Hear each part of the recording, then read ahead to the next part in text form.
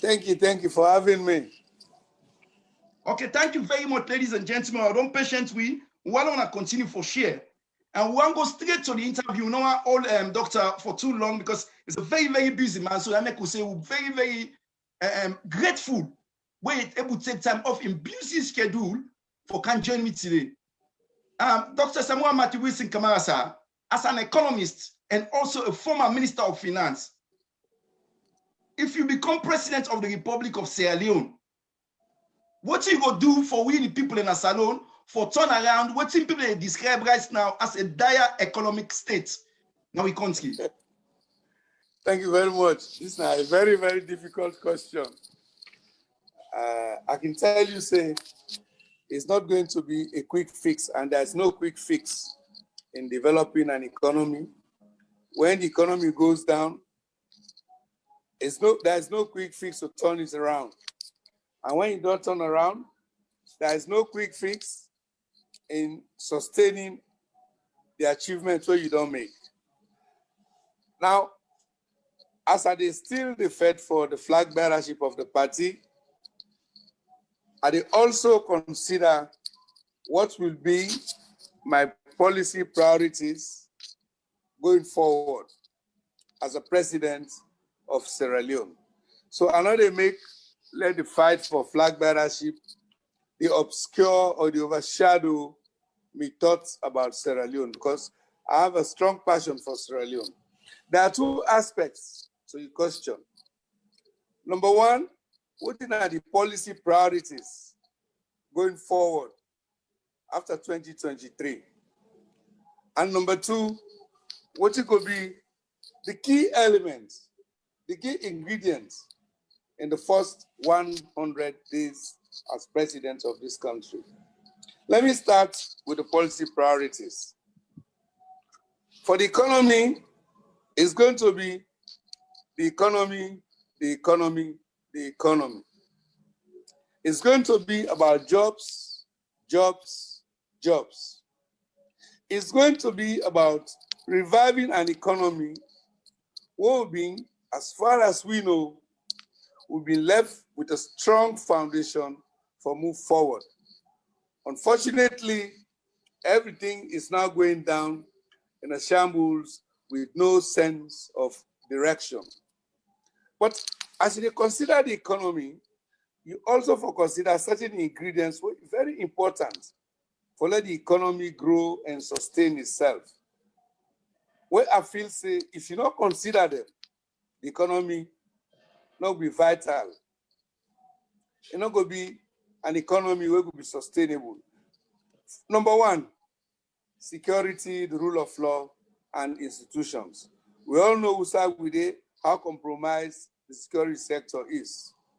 We all know how compromised institutions will have for maintain the rule of law than they. We all know what is happening to our institutions, where we spend a whole 5-year period under President Kaba for bill, whether na National Revenue Authority, whether na National Public Procurement Authority, whether na NACIT, whether na the ACC. All of these institutions were meant to improve public financial management, transparency, and accountability in the economy. These are ingredients. If you don't get them, if you don't get the confidence of the people in the rule of law, in the institutions where they administer rule of law, it will be very difficult. And even with the security apparatus. The next one, what would you look at in terms of the economy? You look at energy. You look at infrastructure. You therefore look at transportation. Then you therefore look at what type of educational system you need. What type of healthcare system you go need? What type of agricultural interventions you need? Now they talk about agropreneurship, also just for produce no more. Now in agriculture, we look at a good interface between the smallholder farmer and the medium and large-scale farmer. Housing is very important. Tourism, culture, and natural resources. Tourism is the gold mine. culture is very necessary in changing the mindset of our people towards development. Natural resources would also to happen in our forestry. The forest today will not become a commercial enterprise for those who want to make quick money. Then, my brother, you have to look at the investment climate. Do we have the right investment climate? But over and above all, within the context of what we are experiencing, I think there will be time. And there should be time, there must be time for reconciliation, for healing, for detribalizing this country and deregionalizing Sierra Leone. We need a united nation. These are the key components which will help support economic recovery, sustainable high economic growth, and a better future for Sierra Leone. Okay, thank you very much, sir, Dr. SAMURA Matthew Wilson KAMARA. And that response will give very excellent response. I mean, I believe say plenty of viewers themselves don't learn plenty. Now just few minutes where you summarize some key aspect them, we will able help the country move forward. Yeah. But the other question here is, Dr. SAMURA, is you are a key member of the previous administration of former President Dr. Ernest Bai Koroma.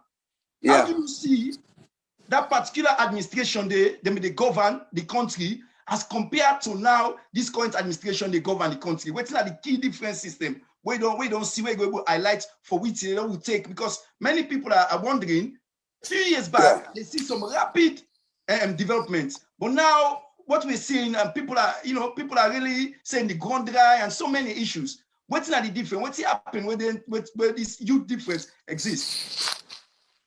I think the good thing for Sierra Leone is that I served the administration just before President Ernest Bai Koroma's administration came into power, where I also served at some of the highest offices. The major difference between the two is denial. When you come into power, for can't deny all waiting you company don't do. But then you don't get alternatives in place.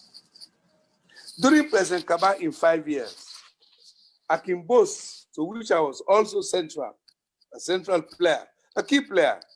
I can boast at this period we spend more on building institutions. Building institutions. This was the period. All nations that we see today, you see them.